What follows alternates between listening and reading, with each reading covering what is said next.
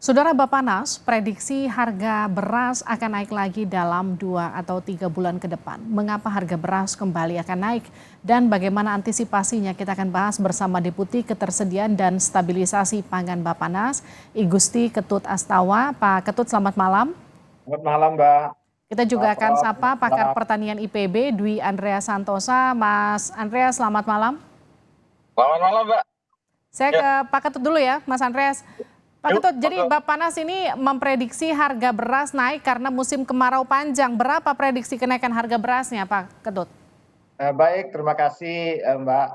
Selamat malam, Prof. Kalau kita melihat prediksi Bappenas itu sebenarnya mengacu pada KSA. Kalau kita melihat KSA BPS kan terjadi penurunan produksi di posisi Juli, kemudian Agustus pun akan mengalami sangat penurunan. Kalau dibandingkan produksi kebutuhan per bulan, maka terjadi defisit pada produksi tersebut. Itu prediksi daripada dasar daripada prediksi Badan Pangan Nasional. Yang kedua, sebagaimana disampaikan tadi, data produksi Januari sampai Juli kan memang dibandingkan dengan tahun lalu terjadi juga penurunan hampir 2,47 juta ton. Ini juga termasuk besar penurunannya, sehingga ini perlu kita genjot bagaimana produksi bisa digeber untuk bisa mengimbangi defisit yang ada. Nah, oleh karena itu, apa yang ditayangkan tadi, Pak Menteri Pertanian sudah bergerak untuk memperkuat produksinya menghadapi nanti musim kemarau, sehingga pola pompanisasi, kemudian penguatan distribusi pupuk dan lain sebagainya itu sedang dilakukan oleh teman-teman Kementan, sehingga harapan kita mengimbangi defisit produksi ini bisa dilakukan dengan tadi Baik, penguatan kekuatan produksi. Demikian, Mbak. Pak Ketut, ini kan kalau kita lihat dari sisi produksi kan memang anjlok ya 2,4 juta ton. Tapi yang jadi pertanyaan gini, ini nggak diantisipasi sebelumnya Pak Ketut sampai kemudian ini terjadi dan ujung-ujungnya kita juga harus impor. Pada prinsipnya kan dengan KSA sudah kelihatan, namun kan kita juga menghadapi alam dan lain sebagainya. Kalau kita menghadapi alam kan itu sudah kehendak ini ya, artinya kita harus menyiasati bagaimana menyiasati alam. Dan yang kedua, pemerintah itu kan tidak menanam, yang menanam itu adalah petani. Nah, oleh karena itu, tatkala harga kita buat, disambungkan dengan harga sekarang, tatkala harganya di petani, GKP-nya rendah, maka petani akan dengan gampang memindahkan produksinya ke pangan yang lain, tatkala pangan yang lain harganya tinggi. Nah, inilah kaitannya kenapa Badan Pangan meningkatkan harga eceran tertinggi, termasuk hulunya itu meningkatkan HPP gabah. Demikian, Mbak. Ya, saya ke Pak Andreas. Pak Andreas, bagaimana melihat tren kenaikan harga beras yang diprediksi akan naik di 2-3 bulan ke depan? Ya, kalau perkiraan saya mulai bulan depan sudah akan naik kan ya. Karena apa? Kan kami hanya mengamati harga di tingkat usaha tani. Harga gabah yang terendah di tingkat usaha tani itu di bawah 6.000 itu di bulan April. Bulan Mei kemarin hasil survei kami harga gabah sudah naik ke 6.100. Nah, di hari-hari terakhir ini harga gabah hampir di seluruh Jawa, dari Jawa Timur sampai Jawa Barat itu sudah mendekati 7.000. Jawa Barat sudah di atas 7.000, Jawa Timur juga sudah di atas 7.000. Dan itu nanti akan tertransmisi, harga gabah di tingkat usaha tani akan tertransmisi di konsumen kira-kira 1 bulan. Jadi kalau harga sudah mulai naik bulan Mei kemarin, maka kemungkinan akhir Juni ini atau awal Juli ke depan atau bulan depan ini harga beras sudah akan mulai naik. Tapi kenaikan harga beras sudah barang tentu tidak akan terlalu tinggi kenaikannya. Naik pasti kan ya. 3 bulan sebelumnya kan kita mengalami deflasi ya. Jadi harga beras dari bulan Maret, April, Mei itu mengalami penurunan 3,4%. Deflasi tadi berakhir di Mei, lalu Juni ini stabil kemungkinan, lalu kemudian Juli ada potensi harga beras akan mulai naik kembali. Jadi itu Mbak, dan itu memang betul tadi yang disampaikan oleh Pak Ketut. Kita menghadapi masalah saat ini terkait dengan produksi. Produksi tadi juga sudah disampaikan oleh Kompas, kalau produksi Januari, Juli itu akan menurun dibanding tahun lalu ya, menurun 2,2 juta ton.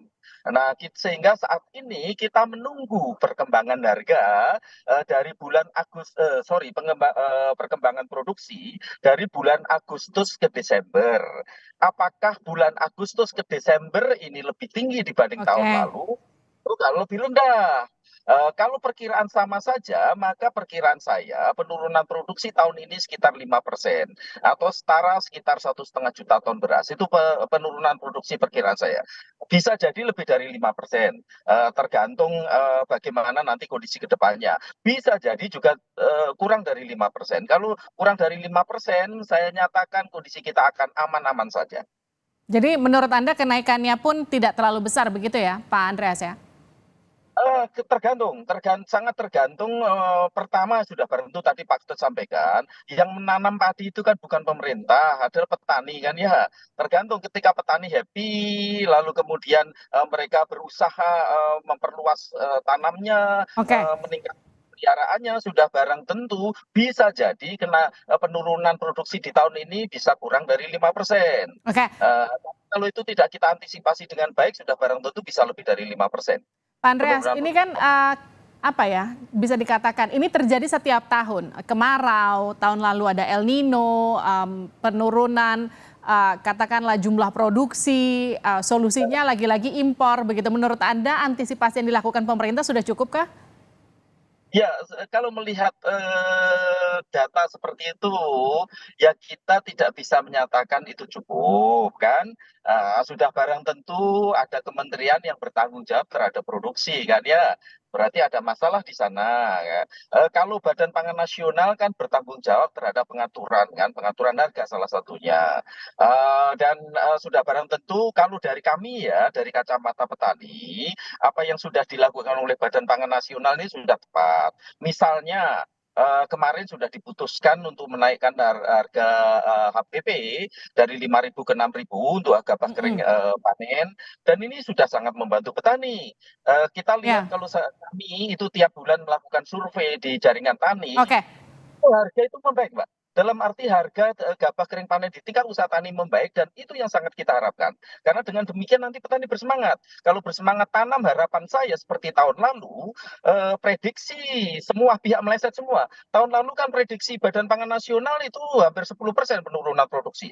Prediksi saya 5%, tapi kenyataannya hanya turun 1,39%. Oke. Jadi karena harga yang sangat baik di tingkat usaha tani. Dan harga yang sangat baik di tingkat usaha tani ini yang siapa yang menjaga? Badan Pangan Nasional. Jadi itu. Mm. Nah ini saya mau tanya ke Pak Ketut. Pak Ketut, penetapan harga eceran tertinggi itu menurut Bapak sudah cukup efektif belum? Atau jangan-jangan justru ini akan memicu kelangkaan di pasar karena harga ke petaninya rendah, tapi kemudian harga ke pedagangnya nanti jauh lebih tinggi? Baik, terima kasih Mbak. Apa yang sampaikan Prof tadi, saya sejalan kenapa penetapan harga atau kebijakan harga itu sebenarnya untuk menjaga ketersediaan. Karena begitu kita tidak menata harganya, yang pertama petani tidak nyaman berproduksi, otomatis dia akan nggak produksi. Kalau petani tidak produksi, otomatis ketersediaan akan berkurang. Itu Oke, yang pertama. Yang kedua, kalau kita tidak sesuaikan dengan headnya sesuai dengan penyesuaian yang ada, maka yang akan terjadi adalah yang pertama retail modern tidak akan berani berjualan. Oleh karena itu, kita harus membangun sistem kebijakan harga ini, atau kami membuat kebijakan harga ini dengan melibatkan seluruh stakeholder, seluruh petani kita libatkan, kemudian para peritel, para pedagang, para hilir kita libatkan. Untuk apa? Untuk mendapatkan harga yang wajar. Nah, baik. hitung-hitungan kami kemarin dengan harga yang GKP 6.000, maka akan di hilirnya mendapatkan harga yang wajar. Itulah yang kita jaga selalu, agar sekali lagi ketersediaan melalui kebijakan harga itu bisa kita jaga. Di Baik, samping penguatan cadangan pangan nantinya. terima kasih Pak Ketut, terima kasih Pak Andreas. Tentu kita Terima berharap kasih Mbak. kalaupun ada kenaikan tidak terlalu tinggi seperti apa yang tadi Pak Andreas katakan, dan prediksi Bappenas kita harapkan salah ya Pak. Jadi jadi kalaupun tadi ada prediksi, Ya. Dan ini Mbak, sebenarnya stok beras kita juga memadai. Minggu betul. lalu itu stok beras nasional kita ada 1,74 juta ton. Jadi ini stok yang lumayan memadai. sudah barang tentu kalau pemerintah bisa mereduksi sedikit bantuan sosial dan itu digunakan untuk stok beras Ya, nasional itu akan jauh lebih baik.